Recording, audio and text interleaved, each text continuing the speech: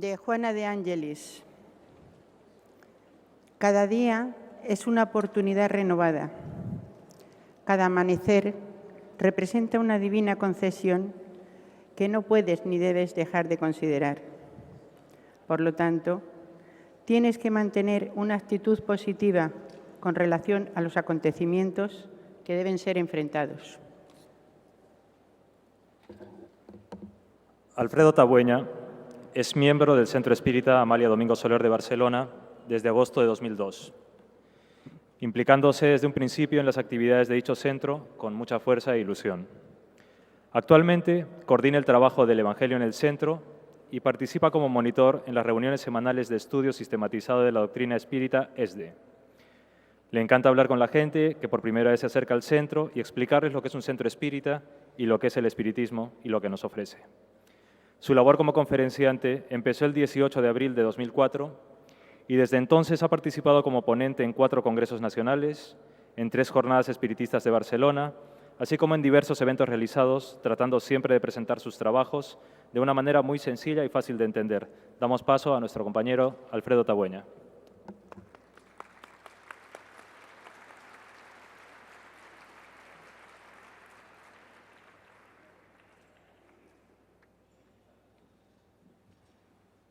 Madre mía, cuánta gente. Muy buenos días a todos. Muchas gracias por vuestra presencia.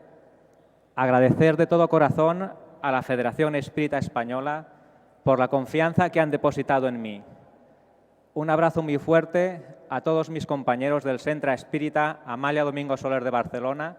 porque probablemente sin ellos yo no estaría aquí delante de todos vosotros. Un recuerdo muy especial para mi mamá en el espiritismo, Isi, que ella, a pesar de mis años, dice que yo continúo siendo su bebé.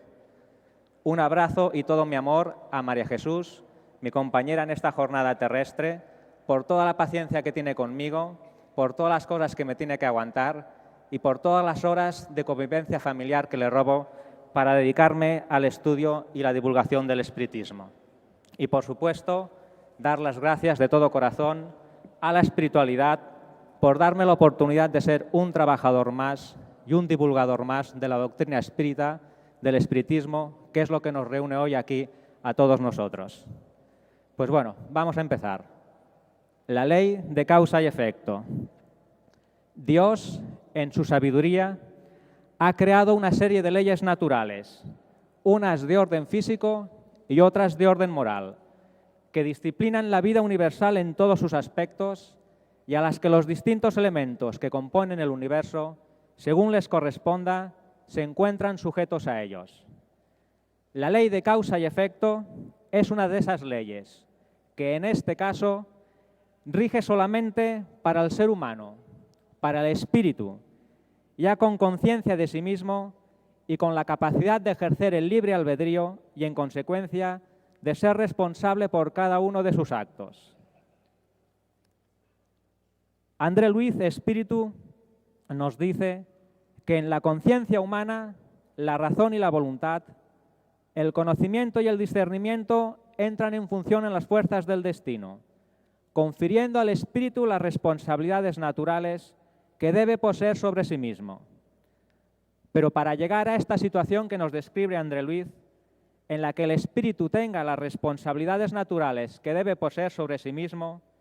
han tenido que transcurrir miles y miles de años en un larguísimo peregrinaje desde que el principio espiritual, desde que el elemento espiritual fuera creado por Dios. Y para explicar esta larguísima epopeya, qué mejor manera que hacerlo que empezar por el principio, por el origen de todo. En la pregunta número 1 del libro de los Espíritus, ¿qué es Dios?, nos dicen que Dios es la inteligencia suprema, causa primera de todas las cosas. Y cuando los espíritus de la codificación nos dicen que Dios es la inteligencia suprema, causa primera de todas las cosas, nos están enseñando que una sola voluntad e inteligencia creadora, que un solo principio único gobierna y es el origen de todo el universo, existiendo perfecto orden, equilibrio, coherencia y sabiduría en todos los fenómenos y leyes que regulan el cosmos, por insignificantes y pequeños que sean. Desde el primer instante de la creación se observa la existencia de un sentido y de un objetivo en todos los distintos elementos que la componen, mostrando una tendencia constante hacia la superación y el progreso, porque Dios, que es todo amor, ha determinado que la evolución sea una ley divina, que trasciende, penetra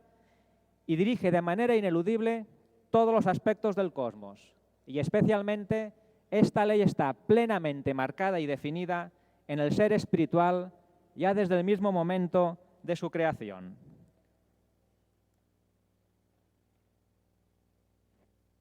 En la Génesis, Allan Kardec nos dice que el elemento material y el elemento espiritual son los dos principios constitutivos del universo. El elemento espiritual individualizado constituye los seres llamados espíritus, como el elemento material individualizado constituye los diferentes cuerpos de la naturaleza, orgánicos e inorgánicos. Pues bien, una vez dicho esto,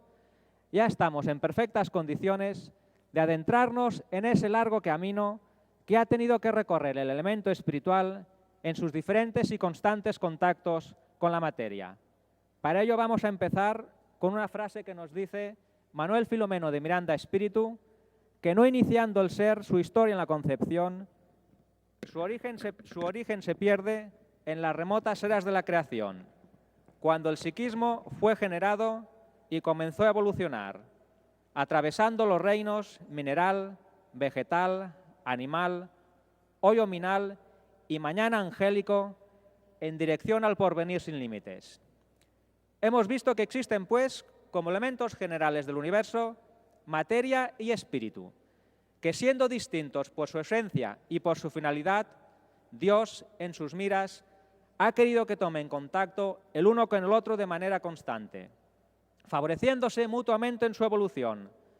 donde las limitaciones y la resistencia que la materia ha presentado a las manifestaciones del principio espiritual empujaban y estimulaban a éste, a medida que sentía la necesidad de expresar mayores avances y nuevas facultades, a buscar aquella forma que se lo permitiera, perfeccionando y mejorando de esta manera la materia que le había de servir como medio de exteriorización en el plano físico. Es decir, que la evolución de la forma material no es más que una consecuencia de la propia evolución del elemento espiritual a lo largo de los siglos en su búsqueda permanente por adaptarse al medio y por progresar de una manera constante. Y ello es así porque el principio espiritual, desde el mismo instante de su creación, ya lleva en sí mismo, grabado en su intimidad, en estado latente, todos los atributos con que Dios lo ha dotado y que deberá desarrollarlos y conquistarlos en sus continuos contactos con el mundo material. Es como si el elemento espiritual tuviera una especie de chip en el que ya está impresa la finalidad para la que ha sido creado, lo que le sirve como fuerza propulsora que le estimula constantemente a buscar los medios y los modos para poder alcanzar esa meta a la que está destinado. De modo que el principio espiritual, rudimentario y básico en sus inicios, comienza su peregrinación en el mundo material ensayando experiencias en formas también rudimentarias y básicas, escalando muy lentamente, peldaño a peldaño, por los diferentes reinos inferiores de la naturaleza, deteniéndose en cada uno de ellos incontables años, enriqueciéndose gradualmente, adquiriendo los aprendizajes y progresos que cada forma de vida podía ofrecerle.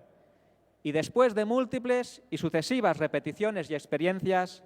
avanzando siempre de lo más sencillo a lo más complejo, de lo menos sensible a lo más sensible, de lo menos organizado a lo más organizado, de la inconsciencia total al desarrollo paulatino de la consciencia. Finalmente, el principio espiritual, tras innumerables milenios de batallar por los reinos inferiores, se ha ido elaborando e individualizando poco a poco, despertando y expandiendo su psiquismo de una manera progresiva, ascendiendo del simple impulso hacia la irritabilidad, de la irritabilidad hacia la sensación, de la sensación hacia el instinto y del instinto apuntando ya a los primeros albores del raciocinio y de la inteligencia. André Luiz Espíritu nos dice que a lo largo de la atracción en el mineral, de la sensación en el vegetal y del instinto en el animal, vemos la crisálida de la conciencia constituyendo sus facultades de organización y sensibilidad, transformando gradualmente toda actividad nerviosa en vida psíquica. Y así,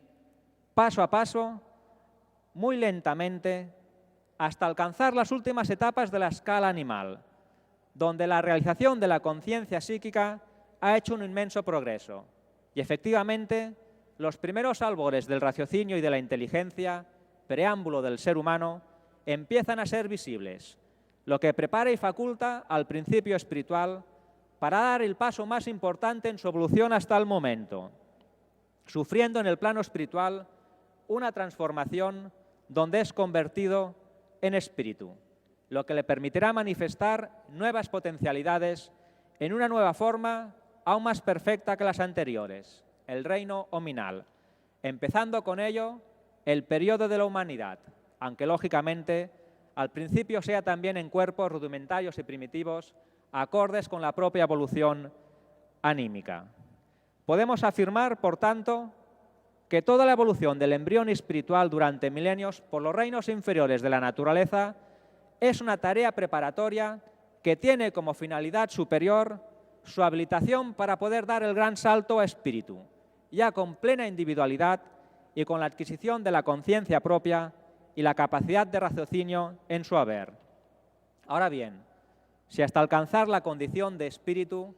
el principio espiritual, el elemento espiritual, ha hecho un largo recorrido,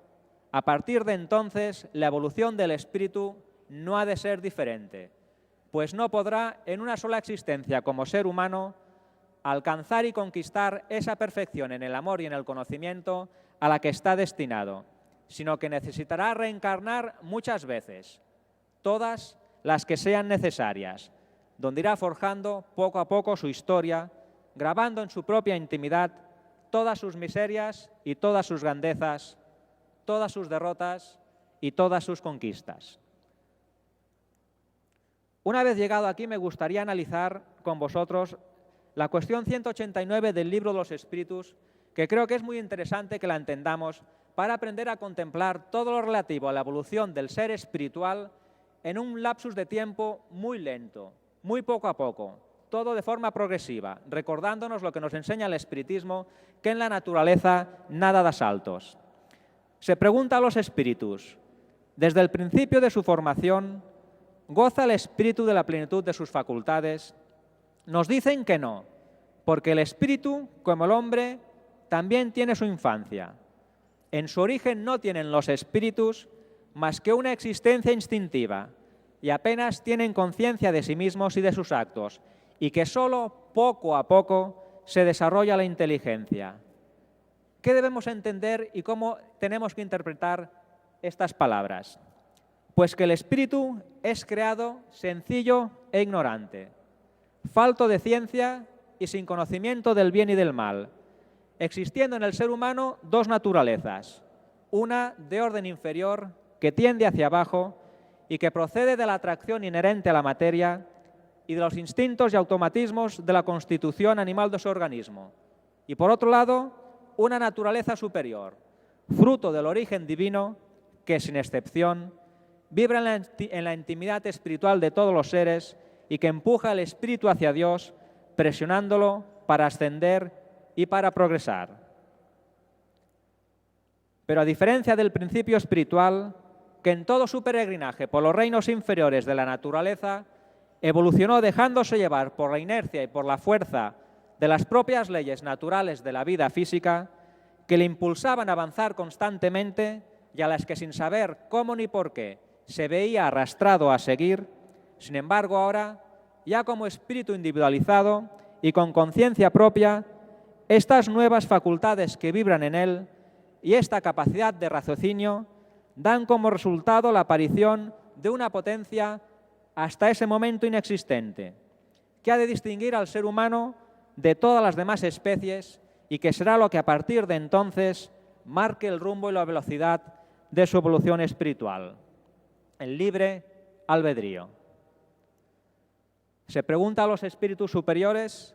si el ser humano tiene el libre albedrío de sus actos y nos responden que puesto que posee libertad de pensar, disponemos igualmente de la libertad de actuar y que a no ser por el libre albedrío, el ser humano sería una máquina. Por tanto, podríamos dar una definición de lo que es el libre albedrío diciendo que es la facultad que tiene el ser humano para pensar y actuar de acuerdo a su voluntad. Pero tenemos que en las primeras etapas del ser humano el libre albedrío se encuentra en un estado embrionario, limitado, pues las fuerzas instintivas aún predominan y todos los rasgos y características provenientes de la animalidad todavía están demasiado recientes y arraigados en él, siendo su influencia muy pesada, existiendo, por tanto, y de una manera que hemos de considerar completamente natural, un periodo de transición en el que la lucha en esas primeras reencarnaciones tendrá todavía por móvil primordial, por encima de cualquier otra necesidad, exactamente las mismas cosas que en la animalidad, es decir, la satisfacción de todos los instintos materiales relacionados con la supervivencia y la conservación. Del mismo modo, pues, es a través de esa lucha por la supervivencia y contra los elementos de la naturaleza que el ser humano ha ido desarrollando lentamente su capacidad volitiva e intelectiva, que el espíritu ha ido ejercitando sus facultades latentes, acumulando experiencias, aprendiendo, desarrollando sus sentidos, emociones, sentimientos e inteligencia, de manera que con el paso del tiempo y una vez superada esa etapa inicial, irán surgiendo otras necesidades y otras inquietudes más allá de las de puramente de subsistencia, que le abrirán nuevas expectativas y lo harán evolucionar, donde poco a poco el instinto, el intelecto y el sentido moral se irán equilibrando. Y como la vida del espíritu inmortal, vida con mayúscula, es una sola, repartida en una sucesión de existencias, todas entrelazadas y relacionadas entre sí, es justo y natural que las acciones y vivencias de una reencarnación repercutan y tengan su continuidad en las siguientes. Es decir, que con la aparición del ser humano y del libre albedrío aparece también en escena un nuevo factor, una nueva ley que no regía en los demás reinos de la naturaleza, la ley de causa y efecto, enseñándonos que el ser humano es responsable por todas sus acciones y que las consecuencias, positivas o negativas, que resulten de ellas, han de recaer a través del tiempo, sea más tarde o más temprano, también sobre el propio ser humano, también sobre el propio espíritu. Pero para entender bien todo ello, sería imprescindible que aprendiéramos a considerar todos los hechos y a contemplar la presente existencia solo como un eslabón más en la cadena de toda la trayectoria del espíritu inmortal, ya sea como encarnado en sus sucesivas vidas físicas o como desencarnado, y que con la muerte, que no es más que la separación del espíritu de su cuerpo carnal, el espíritu vuelve al plano espiritual con todas las características particulares que le son propias, con los mismos sentimientos y con las mismas pasiones, con las mismas virtudes y con los mismos defectos que tenía mientras estaba encarnado, formando ambos estados, el físico y el espiritual, un conjunto armónico donde las experiencias vividas en una parte repercuten en la otra y viceversa. Ahora, con vuestro permiso, y aunque me llaméis pesado, me gustaría hacer un repaso de las 4 cosas elementales que hemos visto para que las entendamos bien. Hemos hablado que el principio espiritual, el elemento espiritual, en todo su peregrinaje durante miles y miles de años por los reinos inferiores de la naturaleza, el mineral, el vegetal y el animal,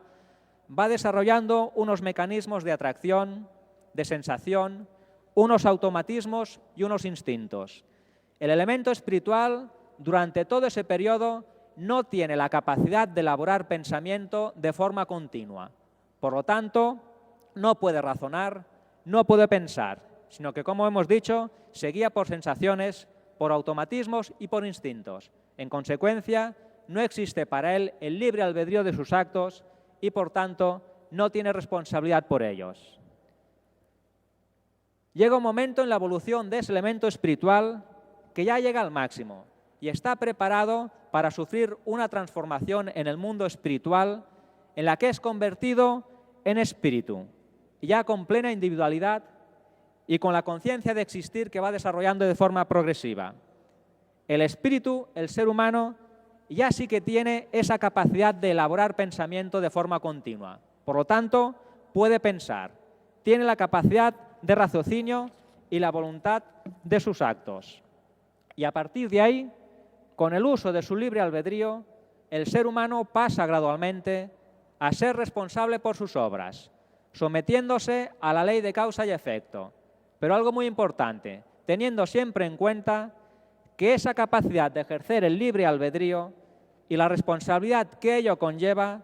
va en todo momento en relación directa con la propia evolución y con el conocimiento en la intención de cada ser. Y en consecuencia, la ley de causa y efecto ha de presentarse también con más o menos rigor. Por lo tanto, el ser humano, a diferencia del resto de las especies,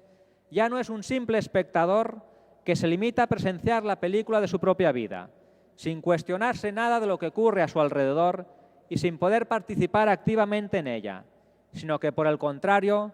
ahora es el actor principal en escena, responsable por las acciones que marcan su progreso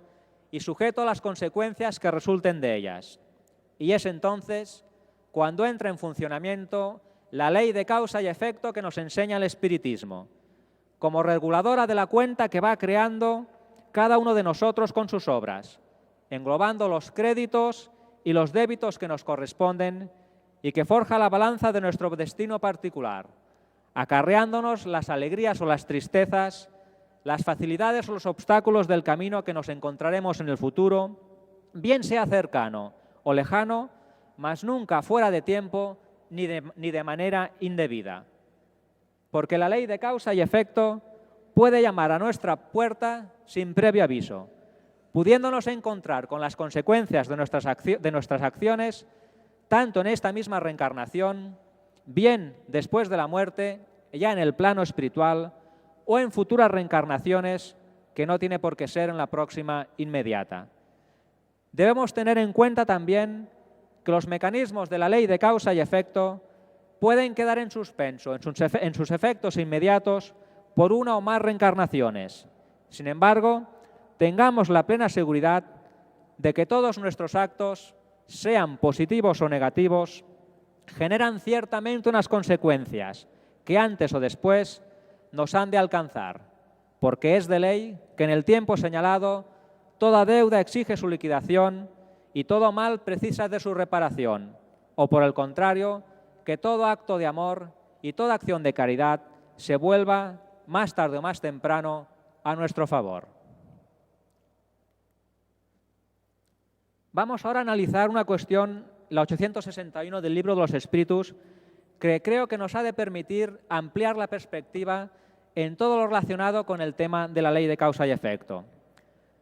Nos dicen, en primer lugar, los espíritus de la codificación que si en ocasiones hay fatalidad, es en esos acontecimientos materiales cuya causa está fuera de vosotros y que son independientes de vuestra voluntad. Y es que ciertamente aquello que vulgarmente se llama fatalidad o destino, en realidad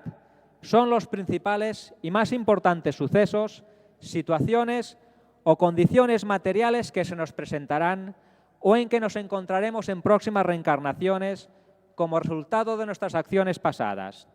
Es decir, que cada uno de nosotros, en cada nueva experiencia en la carne, atrae los acontecimientos, agradables o desagradables, según nuestros méritos o deméritos contraídos, o de acuerdo a nuestras necesidades de evolución y de aprendizaje, y que nos han de proporcionar la oportunidad de encauzar, de corregir, de reeducar los sentimientos y las actitudes, que nos brindarán la oportunidad de valorar aquello que una vez menospreciamos y que nos permitirán levantarnos allá donde una vez caímos. Pero en esta misma pregunta continúan los espíritus diciéndonos algo sumamente importante, que en cuanto a los actos de la vida moral, ellos emanan siempre del hombre mismo, que en todos los casos tiene, por tanto, la libertad de elegir. Para esos actos, pues, no hay jamás fatalidad. ¿Y qué quiere decir que para los actos de la vida moral, para los que dependen del libre albedrío de uno mismo, no hay jamás fatalidad? Pues quiere decir algo sumamente importante, porque siendo cierto que estamos presos a la ley de causa y efecto y a las consecuencias de nuestros actos del pasado, que de una forma ajena a nuestra voluntad nos colocarán frente a determinadas situaciones por las que tendremos que pasar y frente a determinadas personas con las que tendremos que relacionarnos, sin embargo, dispondremos en todo momento de nuestro libre albedrío, que ha de predominar y de prevalecer, y de la libertad para actuar en un sentido u otro a la hora de afrontar y de reaccionar frente a esos sucesos materiales y para ceder o no a las tendencias del medio en que nos encontraremos, pudiendo siempre, con nuestra nueva conducta, generar valores atenuantes o agravantes que actuarán en nuestro beneficio o en nuestro perjuicio. Repito, pudiendo siempre, con nuestra nueva conducta, generar valores atenuantes o agravantes que actuarán en nuestro beneficio o en nuestro perjuicio. Y aquí quiero hacer un especial hincapié, porque creo que es de vital importancia que lleguemos a concienciarnos en toda su dimensión de lo que ello significa. Pues simple y sencillamente que la ley de causa y efecto no es una ley implacable ni definitiva, porque está basada en la justicia divina y ésta, en todo momento, se acompaña de la bondad y de la misericordia del Creador. Es decir, que a través de la ley de causa y efecto se nos presenta un cuadro de propuestas y de situaciones que nos ofrecerán la oportunidad de rectificar errores, de aprender, de educarnos y de abrir nuevos y mejores caminos a nuestra evolución. Pero es entonces cuando cada uno de nosotros, con nuestra nueva conducta, con nuestra nueva disposición, podemos confirmar estas propuestas o situaciones que en un principio están planteadas para nosotros. Podemos aumentar todavía más los débitos contraídos o bien, por el contrario, podemos minimizarlos, modificarlos o incluso, y siempre que ello sea posible y conveniente, anularlos. Dicho de otra forma, en cada nueva reencarnación traemos en nuestra intimidad, en estado latente, las semillas que han de proporcionar el desarrollo de aquellos acontecimientos que como consecuencia de nuestro pasado nos han de alcanzar y que brotarán en el momento oportuno con todo su rigor o de modo suavizado, dependiendo del comportamiento moral y espiritual que se impusiera por parte nuestra. En este sentido, Víctor Hugo, Espíritu, nos dice que la mayoría de los infortunios que caen sobre el ser humano, cuando no están encuadrados en las punitivas expiaciones, pueden ser atenuados, cuando no evitados, en razón de la conducta mental y moral de los involucrados, según sean las adquisiciones del amor, las acciones del bien, el esfuerzo por el autoperfeccionamiento, facultando cambios en el cuadro de los reajustes necesarios. Y ahora, si os parece bien, me gustaría leer un ejemplo práctico sobre esto último que estoy insistiendo tanto y que me gustaría que fuera con la idea principal que quiero que os quedéis, de que con nuestra nueva actitud podemos facultar cambios en el cuadro de los reajustes que estaban previstos para nosotros. Es un ejemplo extraído del libro Acción y Reacción, el capítulo Débito aliviado, autor espiritual André Luiz, psicografiado por nuestro queridísimo Chico Xavier, en el que el instructor Silas está hablando de la nueva reencarnación de Adelino y dice lo siguiente: por la utilidad que sabe imprimir a su vida, Adelino mereció la limitación de la enfermedad congénita de que es portador, habiendo sufrido por largo tiempo el trauma periespiritual del remordimiento por haber incendiado el cuerpo de su propio padre, nutrió en sí mismos extrañas llamaradas mentales que lo castigaron intensamente después de la tumba. Por ello, renació con la epidermis atormentada por vibraciones calcinantes que desde muy temprana edad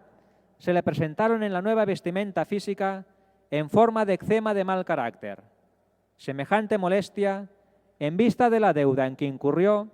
debería cubrirle todo el cuerpo durante muchos y angustiosos lustros de sufrimiento. Pero por los méritos que él va adquiriendo, la enfermedad no tomó las proporciones que podían impedirle trabajar y aprender, toda vez que ganó la aventura de continuar sirviendo por impulso espontáneo en la siembra del bien. ¿Y qué conclusión podemos y debemos sacar de ello? Yo personalmente extraigo una conclusión de unas consecuencias enormes y trascendentales, porque somos cada uno de nosotros quienes vamos construyendo y marcando el rumbo de nuestro futuro. Somos cada uno de nosotros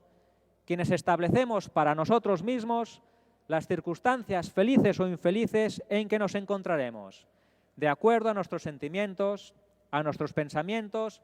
y a nuestras acciones practicadas, y que somos cada uno de nosotros, a través de las obras buenas o malas que realizamos, quienes determinamos la naturaleza consoladora o punitiva de nuestro propio futuro. Porque, amigos míos,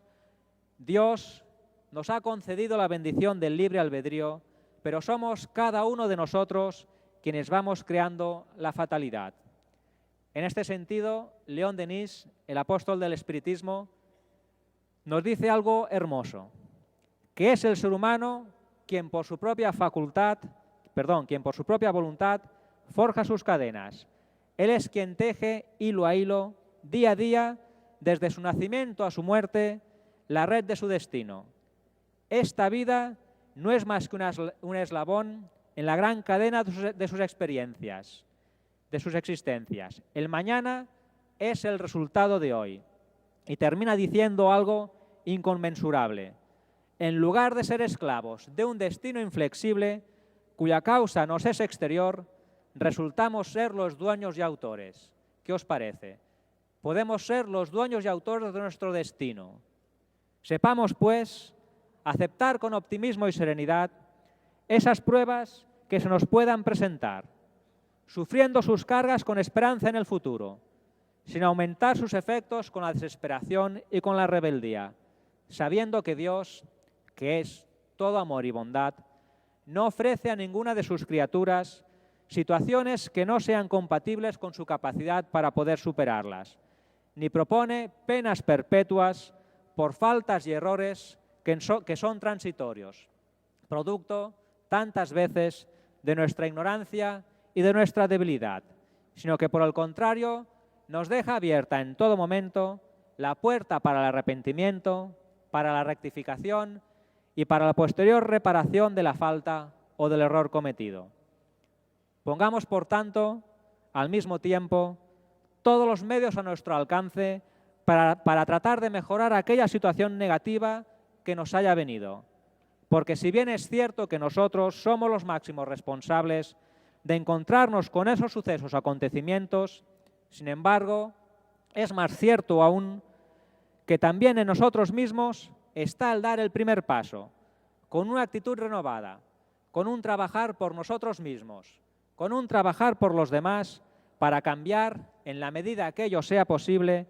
esos efectos negativos cuya causa generamos en un pasado cercano o remoto cuando dimos la espalda al bien y al deber. En la pregunta 625 del Libro de los Espíritus, que es solamente de las 3 o 4 que me sé de memoria, se pregunta ¿cuál ha sido el arquetipo más perfecto que Dios ha ofrecido al ser humano para que le sirviera de guía y de modelo? La respuesta de los espíritus es clara, contundente y hermosa. Contemplad a Jesús. Jesús, amigo y maestro, profundo conocedor de las raíces de los problemas que aquejan al individuo, en sus enseñanzas tiene por objetivo principal y primordial alcanzar antes que al ser humano al espíritu inmortal, de donde proceden todos los males. Jesús ya nos habla claramente de la ley de causa y efecto cuando nos dice aquello de a cada uno le será dado según sus obras.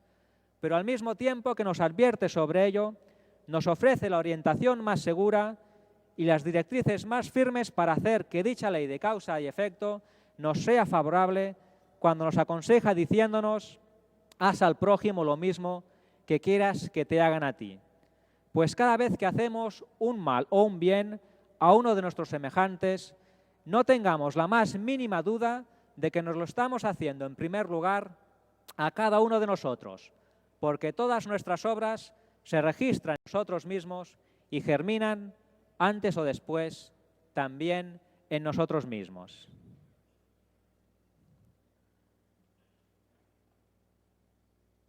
Queridos compañeros espiritistas y los que no seáis espiritistas, por supuesto que también,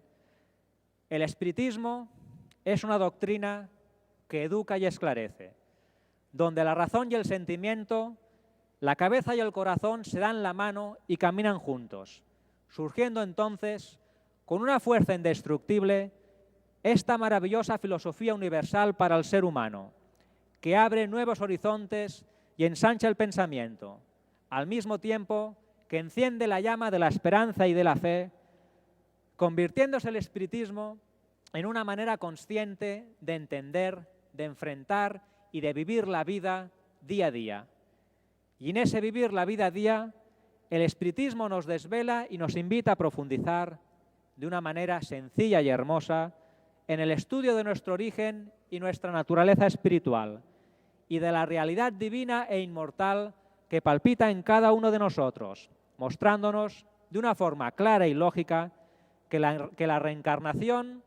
y los mecanismos de la ley de causa y efecto que regulan su funcionamiento nos dan respuesta a lo que sin ella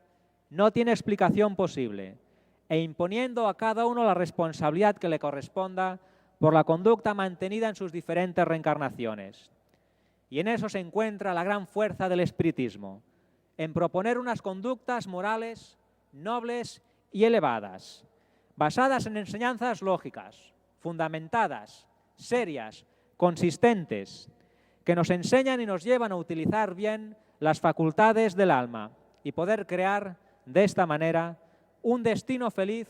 tanto en esta vida como en su continuidad en el plano espiritual. Y si somos perfectamente conscientes y asumimos la trascendencia que implica esa realidad y las responsabilidades que se derivan de ella,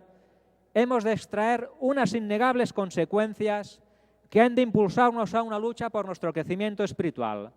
dando paso a una revolución interior de orden moral y con ello construir entre todos un mundo mejor donde reine la paz y el amor. Es decir, un mundo que ya no será de expiación y de pruebas, sino que ya será un mundo de regeneración, camino de la perfección que a todos, sin excepción, nos espera y a la que más tarde o más temprano, y repito e insisto, dependiendo de cada uno de nosotros mismos, hemos de llegar. Y ya para finalizar, os dejo con una frase muy corta pero muy expresiva de Manuel Filomeno de Miranda, que nos dice que podemos sembrar libremente haciendo uso de nuestro libre albedrío,